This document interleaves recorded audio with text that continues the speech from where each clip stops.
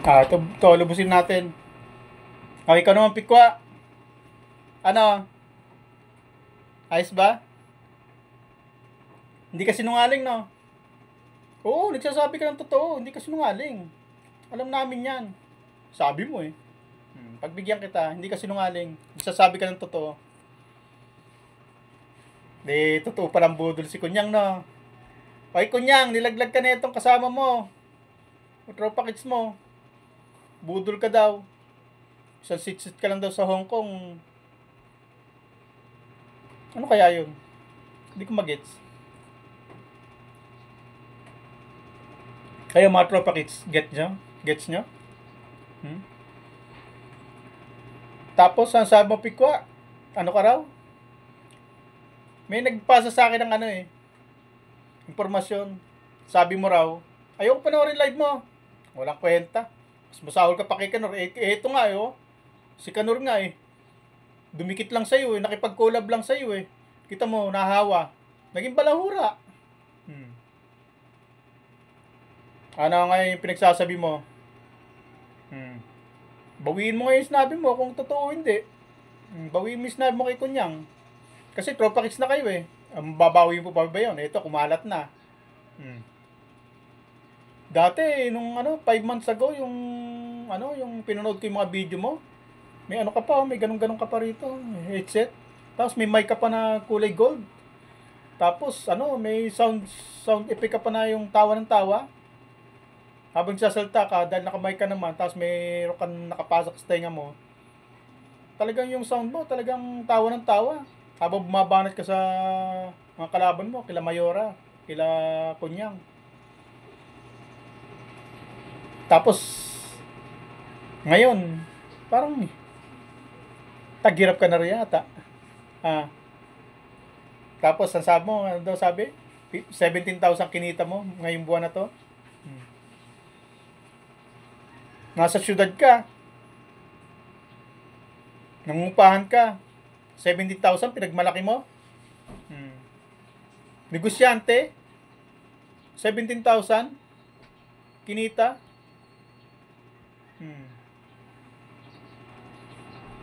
Ay, pasa yata sa akin sa YouTube yun. YouTube kita mo. 70,000. Oh, sige. Sa YouTube na ako sa YouTube. O kung sa negosyo ko sa negosyo. Tali, sinungaling ka naman kasi. Hindi namin paniniwala kung kinita mo sa negosyo mo, kung kinita mo sa YouTube eh. Wala ka naman pa yung papaniwalaan sa'yo eh. Kaya nga hindi kita nire-reaction eh. Kaya nga hindi kita sinasagot eh.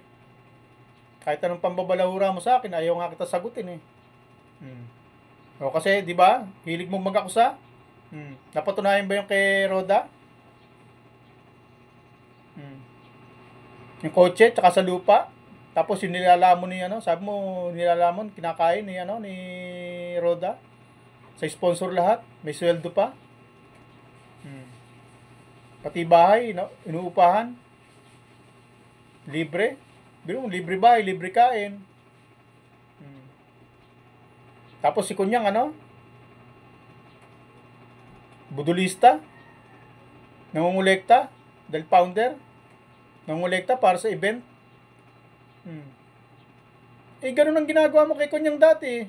Nung kampi pa kayo na kay Ma'am Rowena eh. Tapos ngayon, nung si Ma'am Rowena yung nakalaban nyo, ibinalik mo naman sa kanya yung sinabi mo kay Kunyang. Nabudulista. Tapos yung ngangabit. Parang ganun din yun eh. Inilipat mo lang ang akusasyon eh. O pagpalagay ng 17,000. So 17,000 nga. Ang liit nun. Nasabi ko sa'yo. Upa mo sa bahay, magkano? 7,000. Estimate ko lang yan ha. Kuryente mo, 2,000. 9,000 na. Wi-Fi mo, 1,000. 10,000 na. Tubig mo pa, 1,000. Di may ano kan lang. 6,000 kan lang. Tama ba ako? Napabilis ang kwentada ko eh. Ganun ako. Ganun akong sumagot. Mabilis. Pag 304 plus 799, sagutin ko kagad ng 1, 2. Kahit mali sagot ko, at least nakasagot ako. Mabilis ako sumagot. Hindi katulad mo. Hanggang ngayon, wala ka pa sagot. Upad ka. Kayo ni Kanor. Lahat kayong apat. Si Asa. Walang sinasagot sa akin. Pero ang hilig nyo mag-akusa. Pero pag kayo ang tinanong, inakusahan, hindi rin kayo sumasagot. Nako, sumasagot ako. Ano ako susunod mo sa akin? Sugarol? Patunayan mo. Sagot ko sa'yo, hindi. Mali ka doon. Saan ko muna impormasyon? Di ba sinagot ko na yan? Na ang na-search mo, si Don Federico ng Italy. Federico Sanz ng Italy. Yung sinasabi mo na ano. Buti pa ako, sumagot sa'yo nun eh. Bakit kayo? Ang kukupad nyo. Kaya yung sumagot. Batugan, hilig lang kayong mag-ano. Tapos ano? Parang kinakantsaw pa yata itsura ko ah. Ilan taong ka na ba? Ha? 35? Kita mo ako. 60. Magsi-61 sa Mayo. 61 na ako. Kung loobin ng Panginoon. Tapos addict.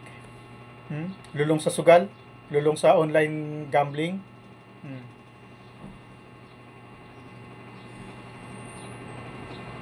Ba't tumabot akong 60 kung lulong ako sa online gambling? Tapos, napurduy ako. Baka nagbikti na ako sa puno ng kamatis. Eh, ikaw, sa isang vlog mo, nakakita ko eh. Nagre-reklamo ka, ano eh. Sabi, masakit ang tiyan mo. Kasi, ano, parang bloated ka. Hindi ka matay, no?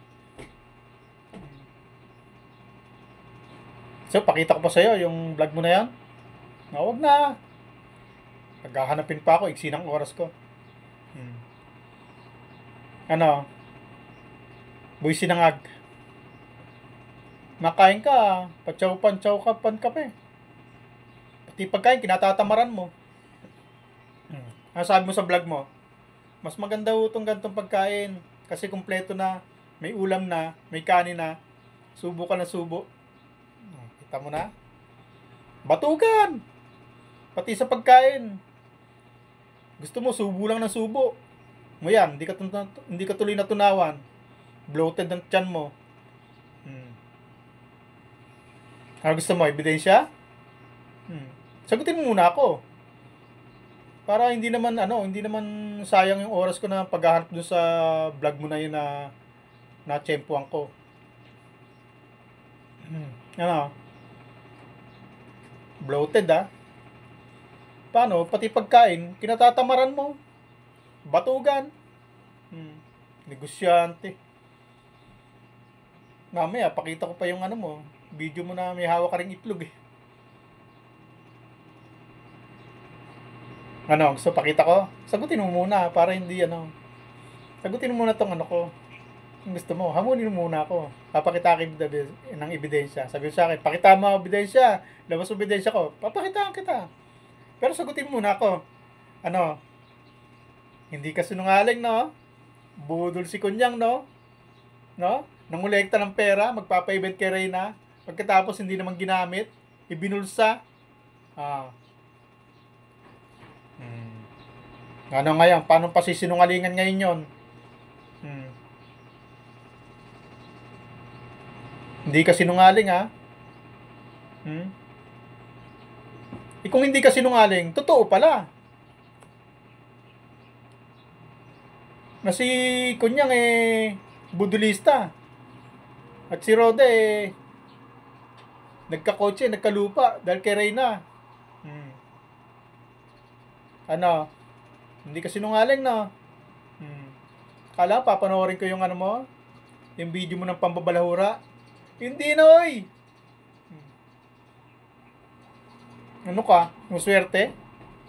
Wala kang sasabihin dun eh. Wala kang totoong sasabihin dun eh. Uulit-ulit ka lang eh. Kaya pala bilib na bilib sa'yo yung mga ano, no? Yung mga sponsor mo, no? Kaya pala kinuha ka. Galing mong bumanat kay Kunyang. Hmm. Ang galing mong bumanat. Kay Roda, ang galing mo nung binanata mo si Kunyang at saka si Roda. Ang daming natuwa sa'yo nun eh. Hmm. Kaya yaman mo nun eh. Biro mo may microphone ka pa na ano? Kulay gold. Tapos meron ka pang headset ka pa. Tapos may sound effect ka pa. Nasa na yon? Naibenta mo na no? Hmm. Ano, chiko ha? Pintasan mo yung ano ko, pagkatao ko, yung pagkalalaki ko. Ha? 60. Magsi 61. Ikaw, tumayo ka nga sa harap ng camera. Tingnan natin kung ano itsura mo. Kung sino mas matika sa atin. Walang yabangan tungkol sa itsura. Kwa. Ay kahit anong mga eh. Tapos pag ganun ka po sa buhok mo, parang ano eh. Parang dugyot na dugyot ka talaga. Pikwa, sa totoo lang. Nakakasukay itsura mo. Yung ano mo, yung korte ng mukha mo. Tapos yung pag tumawa ka, yung ngipin mo.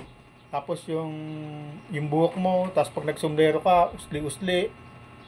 Usli-usli dito. Tapos pag tinanggal mo sombrero mo, yung buhok mo. Wala kang pampagupit. Yung pampagupit mo, ano, kapos. Bakit nagpagupit ka? Parang hindi ka ginupitan. Dugyot ka pa rin tingnan. Sa totoo lang, ano talaga itsura mo talaga. Kumbaga sa aming mga, kasi Bulakenyo tatay ko eh. Laking Bulacan din ako eh. Tapos laking Bicol din. Pag ganun-ganon lang.